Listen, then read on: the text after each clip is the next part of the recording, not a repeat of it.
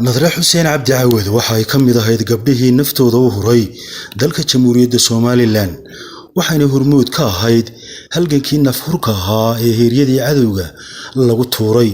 taasoo ku dhaawacantay halgankii hubaysnaa ee xaq u dirirkii SNM dalka ku xoreeyeen waxay sharax ka bixinaysaa maalmihii ugu adkaa ee nolosheeda ee halganka ka soo maray waxyaabaha Nadra Xuseen Cabdi Caawad xusuusta ku reebay waxa kamid ah inay kamid ahayd dadkii goobjooga ka ahaa Allah u naxariistay Mujaahid Axmed Dhagax geeridiisii isla markaana qayb ka ahayd dadkii soo qaaday markii uu geeriyooday iyaduna ay dhaawac halka kala kulantay بسم الله الرحمن الرحيم اللهم صل وسلم على محمد على مرسمين كما صليت على إبراهيم إنك الحميد مجيد halka waxaan maanta u soo fadhiistay ilaahayna igu sumaysaga mahadle maalinta iyo maanta aqalkan waa aqalkii taliskii ee sanamtu gashay aan soo kaxeeyay keenay mujaahidiintii oo dhan ayaan maanta halkan ku xuseeyaa taariikhdeena waan reebayaa haddii deebureha Allah u naxariisto haddii isku dhagawayna Allah u naxariisto intii dhimatay Allah u naxariisto inta noolna Allah u naxariisto waxaan aad iyo aad u salaamayaa mujaahidiinta maanta dalka haysa Maxamed Kaahin Axmed Muuse Biixi Cabdi iyo xaasaskooga iyo saddexda xisbi qaran waan salaamayaa muddo dheer baa ka soo wareegtay dhibtii iyo taariikhda aynu soo marnay nolol aad u adag ayay hayd maantana nolol aad u wanaagsan oo Ilaahay loogu mahad celiyay joognaa waxaan dhamcay inaan halkan taariikh sheego aqalkan soo xiso iska reebo dhalinyarta dadka jooga aan u sheego inaynu nimco soo marnay badan oo hore iyo nimco raaxa aynu maanta ku jirno goortii Ilaahay nagu simo imanka waxaan tagayaa taalo soo dhigayaa Axmed Dhagax halkii uu ku dhintay anaga isugu cag dambeynay taaladaan waxaan rabaa oo niyeystay anigu nadra ahaan hadaan ahay Nadra Xuseen Cabdi ina khadra ayubay in aan taalada dhigo oo dhiso xaafadu noqoto xaafadii Axmed Dhagax ku dhaawacmay ay taariikh noqoto aadna waxaan u salaamayaa mujaahidiinta dalka joogta inta bugtay Cabdiraxmaan Cali Horreeyna waxaan leeyahay Allah caafiyo inta joogtay kalena waxaan leeyahay Allah caafiyo Ilaahay dambigooda ha dhaafo intii dhimatayna Ilaahay jannadii ha geeyo qabriga Allah u nuuro kafanta Allah u jidiidiyo mujaahidiinta aad iyo aad baan u jecelahay dadku had iyo jeer waxay igu gujiyaan marna siiraaya haysto mujaahidkaagii buu ahaa oo damsaarif baa lagu siiyaa marna Muuse jooga anigu wax ka fiican inta dadku igu gujinayaan baan haystaa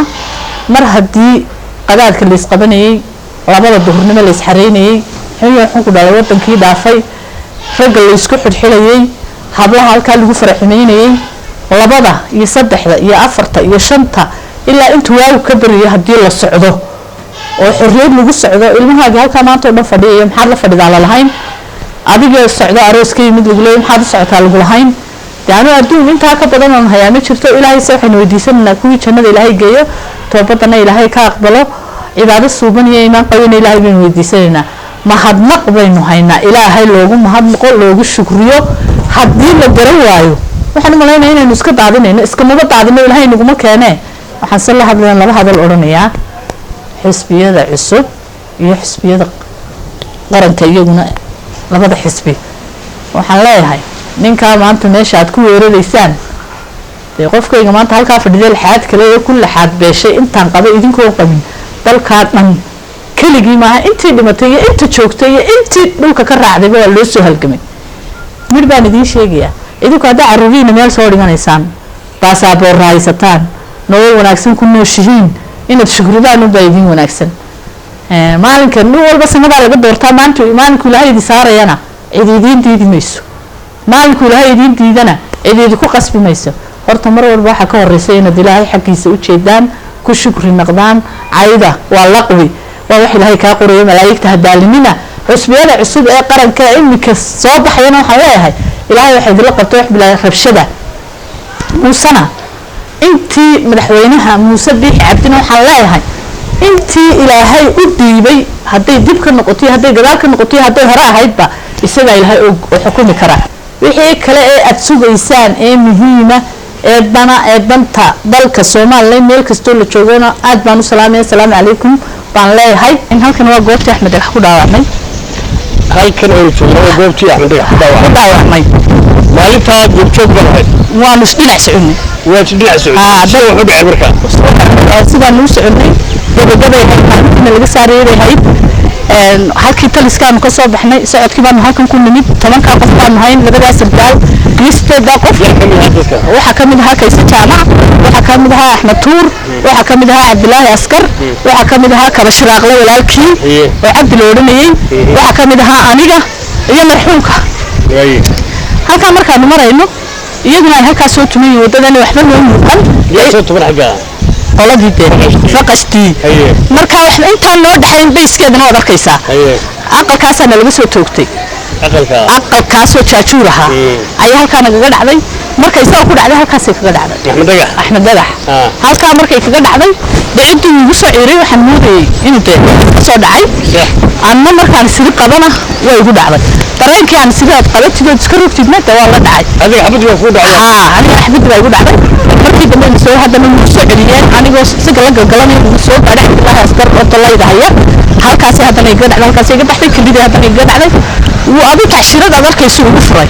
كل ساعة بيوم يكون عادي. إني كريم تحضرات أقول تعالى وسجال. سجال حبوب. يا كلا كنت الله عمرك. وحكون ده أنا كيسة جامع. وحكون ده أنا أحمد تور. وحكون ده أنا عبد الله عابد. وحكون ده أنا يلا بيننا نون في اللغة دي سحكر. وأنت إسلام قاتل. أنت تملك قصة مهايبة. عبد الله عسكر عمرك بحي. يا أنا ونروح بحوق قبل عبد الله عسكر كده أنت الله ونحرسته. أيه. قلت أكا كاسو قلنا ونسمع.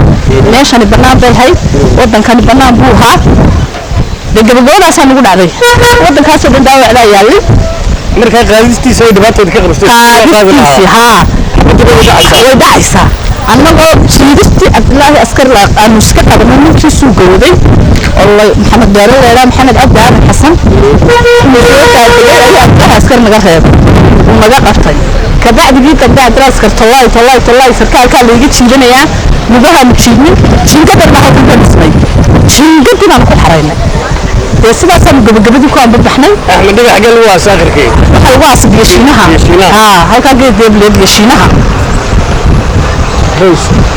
يا هذا هل كان وقت السكي أصلا تم جايين سوقين لو كنا يدرك كودا نظام كودا أقل كي يكون غد كلام ويان